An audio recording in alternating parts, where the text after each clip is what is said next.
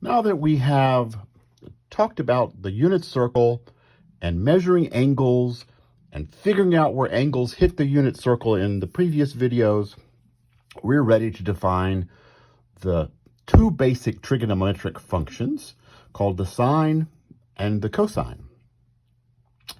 And it is fairly easy to define these as long as you know about the points on the unit circle that we talked about in the previous videos.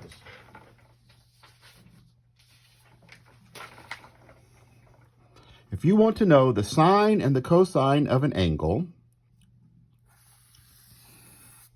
we're going to put the angle in standard position. I'm going to call this angle theta. We will figure out where that angle hits the unit circle. It will have an x-coordinate and a y-coordinate. And depending on what the angle is, that we'll be able to figure out the x-coordinate, the y-coordinate. The x-coordinate is the cosine of the angle, and the y-coordinate is the sine of the angle.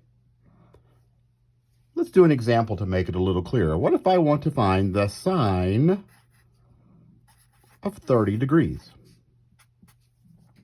Okay, here's what I need to do. I'll look at my unit circle that I filled out before. I'm going to figure out where 30 degrees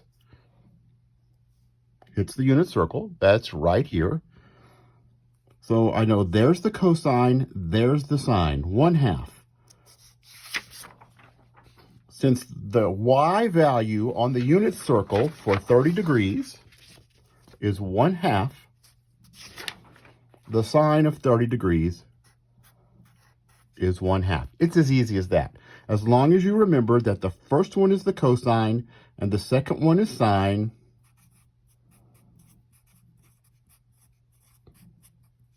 am I spelling this right? Alphabetical order, right? The cosine comes before the sine. There's the cosine and the sine. Let's do another one. What if I want to know the cosine of 2 pi over 3 radians? Well, I'm going to find 2 pi over 3 on my unit circle. It's over here in the second quadrant. There's the x-coordinate of the point. There's the y-coordinate of the point. The cosine is the x-coordinate, so there's 2 pi over 3. There's negative 1/2. The cosine of 2 pi over 3 is negative 1/2. Okay, what about the sine of, I don't know, let's make up a number, 19 pi over 4. Yikes. That is certainly not on our unit circle as it is. 19 pi over 4, I mean, our unit circle only goes up to 2 pi, which is, 2 pi is 8 pi over 4, because 8 over 4 is 2. So what has happened, what's happening when I ask for something like the sine of 19 pi over 4, is we're looking at an angle like this.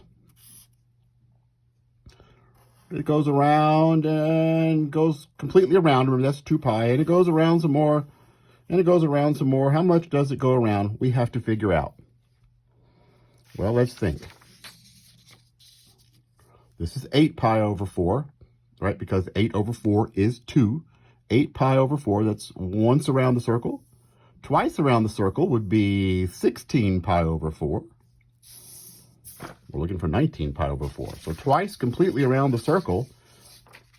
Let's just keep this on. Twice completely around the circle, 16 pi over 4. One more pi over 4 would be 17 pi over 4. Two more, there's 18 pi over 4. And another pi over 4, there it is right there, 19 pi over 4.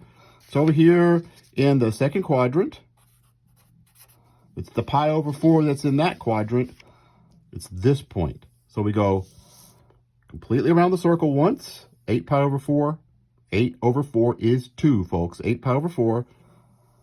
Around again, 16 pi over 4, 17 pi over 4, 18 pi over 4, 19 pi over 4. And I'm looking for the sine. The sine's the y value, square root of 2 over 2.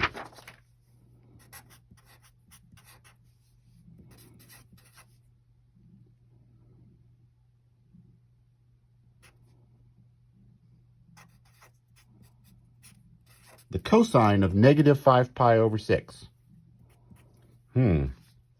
Where is that on the unit circle? Remember, negative means I'm going this way.